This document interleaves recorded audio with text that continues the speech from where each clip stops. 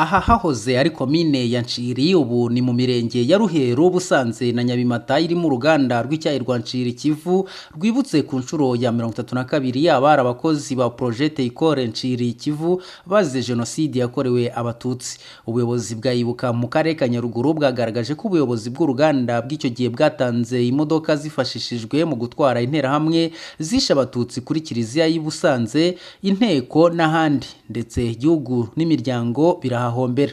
Bari abaturage b'amahoro cyane. Ibi bigenda bigaragarira ku bintu byinshi cyane, ariko bagiye banakumirwa ku buyobozi. Kubera ubuyobozi bubi, abantu bose bagiye bashyiramo imbaraga mu gukurura amacakubiri. Umuyobozi w'uruganda rw'icyayi rwa Nshiri Kivu, Mark Hakizayezu, avuga ko mu bihe bitandukanye bagenda batanga umusanzu mu kubaka igihugu, aho batanga inkunga ku nzibutso za jenoside yakorewe abatutsi nk'urwa Kibeho n'urw'Imurambi, ndetse bakanoroza inka barokotse jenoside yakorewe abatutsi ngo barusheho kugira imibereho myiza. Ariko kandi nanone ngo kukwibuka bifasha abasaga 60% b'urubyiruko bakora muri uru ruganda bakamenya amateka. Uyu muryango utibutse urazima. Tugomba kwibuka abacu batuvuyemo, tukabaha icyubahiro, tugafasha n'abarokotse, kugira ngo murabizi ko umubare munini w'abanyarwanda ari urubyiruko.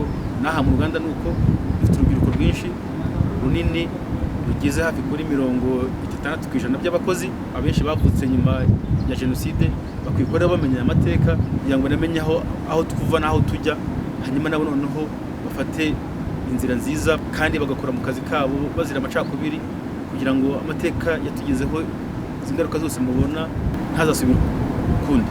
Umuyobozi w'akarere ka Nyaruguru wungirije ushinzwe imibereho myiza y'abaturage, Byukusenge Asumutawe, avuga ko abayobozi bo bafite umukoro wo kubaka amateka meza kandi buri wese akitandukanya n'ikibi. Uruganda rero rwa Nshiri Kivu turashimira ko mwateye intambwe mugategura igikorwa cyo kwibuka abakozi bahakoraga ndetse n'abaturanyi bari baturanye narwo, kugira ngo tujye tubaha agaciro bambuwe. Mu mateka hano tujya twumvamo abayobozi babi, abitwaga ba Kadogi, abitwaga ba Muhitira, ndetse n'amateka batubwira ko bakurikiye abatutsi bari bahunze bahungira hirya no hino kugira ngo babicireyo, bumvaga ko batagira ubuzima, batarokora ubuzima bwabo. Ibi rero ni ibyo kugawa, kimwe n'abandi bahoze batubwira bakoraga muri uru ruganda bakaza kwica bagenzi babo. Tujye tubagaya ariko kandi bitubere n'isomo. Ahangaha ndagira ngo nsaba abaturage bo muri aka karere turi kumwe tujye tumenya gutandukanya ikibi n'icyiza. Uyu munsi wa none nk'abayobozi dufite inshingano ikomeye yo kwigisha ayo mateka, tukayigiraho ariko twubaka amateka meza y'ejo hazaza.